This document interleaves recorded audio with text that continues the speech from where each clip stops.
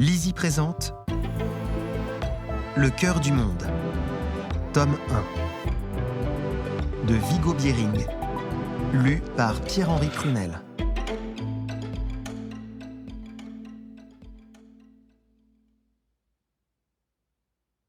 Il y a au milieu de la forêt une clairière insoupçonnée que ne découvre que celui qui s'égare. Thomas Tranströmer. Qu'y a-t-il de mieux que le début d'un livre ? Ces premières pages où tout est encore possible, avant que l'action ne s'installe et ne s'empare de tout. Imagine-toi une fille sur un vélo rouge. Le bruit d'une tondeuse à gazon, l'odeur de l'herbe fraîchement coupée. Quelques cimes d'arbres qui se balancent dans le vent. Et donne-lui le droit d'être cela, et uniquement cela. Les cimes d'arbres qui se balancent dans le vent. Le bruit d'une tondeuse à gazon, l'odeur de l'herbe fraîchement coupée. Une fille sur un vélo rouge. Première partie. Easy Jobs. À notre époque, l'économie, c'est Dieu.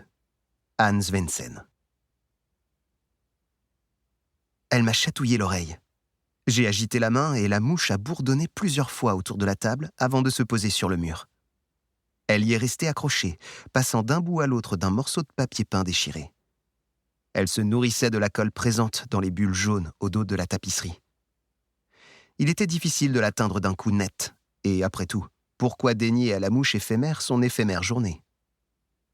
Il était 2h07. J'ai ouvert mon navigateur et je suis allé sur easyjobs.com.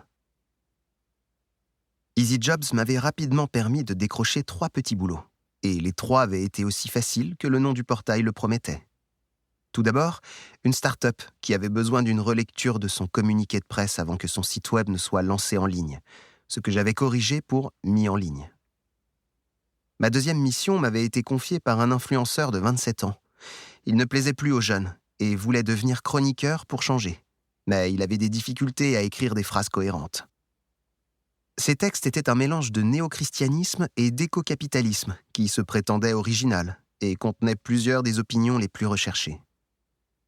La troisième tâche concernait quelques documents commerciaux auxquels j'avais ajouté une poignée de virgules et supprimé une seule apostrophe de génitif.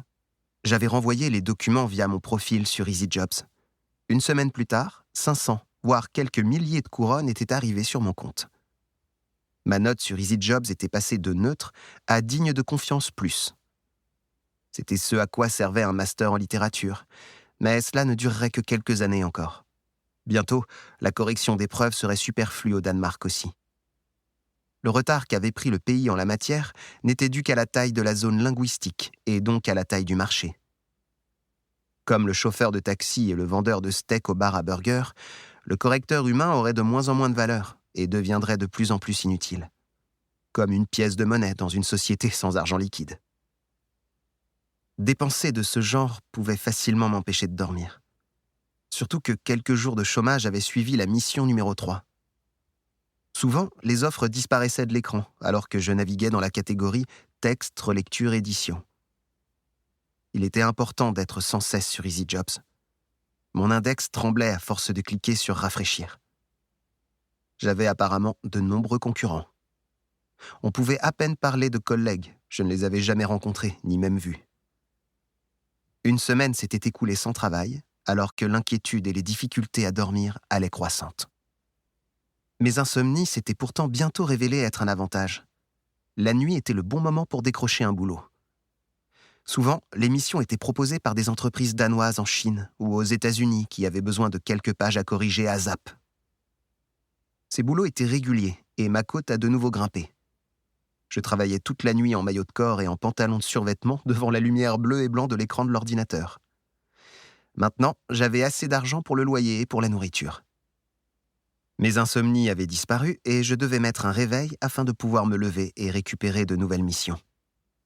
C'était la raison pour laquelle j'étais assis en ce moment à bâiller, luttant pour rester éveillé, pendant que mon index cliquait comme un métronome apathique et que l'horloge approchait les 2h30. Durant le premier quart d'heure, 2 tâches de relecture me sont passées sous le nez. 2 petits jobs, mais quand même. Puis a suivi... Nous espérons que vous avez apprécié cet aperçu. Pour continuer à écouter ce livre audio sur Google Play Livres, utilisez le lien dans la description de la vidéo.